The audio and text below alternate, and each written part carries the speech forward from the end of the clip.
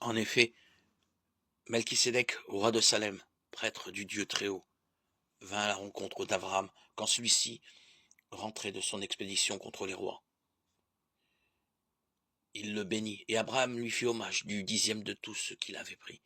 C'est que, premièrement, Melchisédek porte un nom qui veut dire roi de justice. De plus, il était roi de Salem, c'est-à-dire roi de paix. Et puis, il n'est pas question de son père, ni de sa mère, ni de ses ancêtres, ni du début de son existence, ni de la fin de sa vie. Tout cela le fait ressembler au Fils de Dieu. Il demeure prêtre à jamais. Regardez comme il est grand, celui à qui Abraham a donné la dîme de son meilleur butin, lui le père de notre race. Or, conformément à la loi, ceux des fils de Lévi qui reçoivent le sacerdoce ont l'ordre de soumettre à la dîme le peuple, bien que ce soit leur frère issu du corps d'Abraham.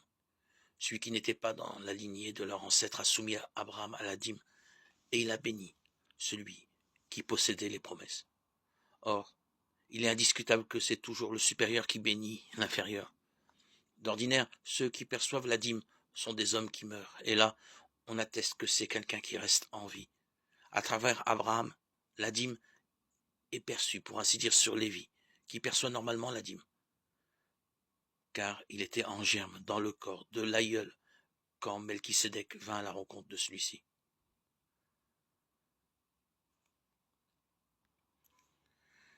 S'il y avait une réalisation parfaite avec le sacerdoce lévitique sur lequel repose la législation du peuple, y aurait-il besoin que se lève un autre prêtre, selon le sacerdoce de Melchisédek et non selon le sacerdoce d'Aaron? Or, s'il y a changement de sacerdoce, il y a forcément changement de loi. Celui dont il s'agit ici appartient à une autre tribu dont aucun membre n'a jamais été au service de l'autel. En effet, il est clair que notre Seigneur a surgi de la tribu de Juda, pour laquelle rien n'est dit quand Moïse parle des prêtres.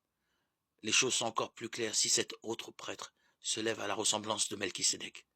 Il est devenu prêtre non pas selon les règles d'une loi humaine, mais par la puissance d'une vie indestructible. Car voici le témoignage de l'Écriture. Tu es prêtre pour toujours selon le sacerdoce de Melchisédek. Voilà d'une part l'abrogation du commandement précédent à cause de sa faiblesse et de son inutilité. Car la loi n'a rien mené à la perfection, et d'autre part, l'introduction d'une espérance meilleure qui nous fait approcher de Dieu.